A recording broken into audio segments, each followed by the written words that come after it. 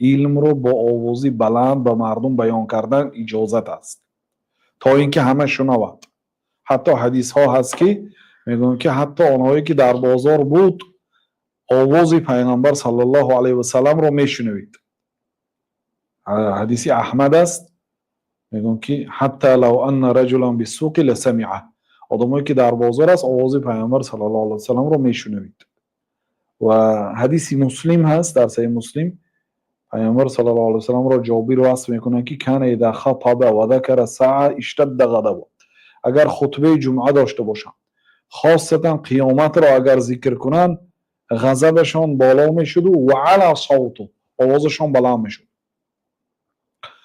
آواز پیامبر صلی الله علیه و سلم، ببینید همین حدیث تاکید میکند که در وقتی خطبه و در وقتی ذکر قیامت آوازشان بلند میشد.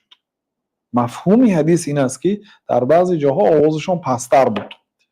یعنی این دلالت میکند که معلم، مدرس، مفتی، عالم، یعنی در یک سمت با یک اسلوب برآمد نمیکنه. گاه آوازش بلند میشد، گاه آوازش پست میشد. چون که پیامبر صلی الله علیه و سلم وقتی که از کلانترین گناه ها پرسیده شدند تکیه کردگی بودند. یا رسول الله، یا که الا انبئکم باکبر الکبائر، آیا من شما را از کلانترین گناه ها آگاه نکنم؟ گفتن که بله یا رسول الله آگاه کنید.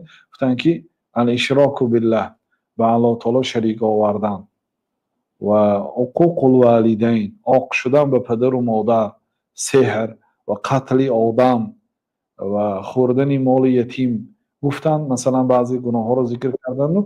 فکان متکئا فجلس فقال، تا همین لحظه ها پیغمبر صلی الله علیه و سلم تکیه کرده بودن، تکیه زده بودن.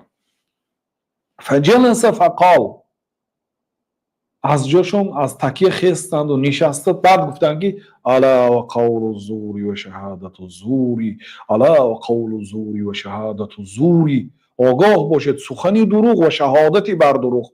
دروغ با آمده میگه که همین آدم تروریست بود، همین آدم دزد بود، نبود. دروغ، شهادتی دروغ.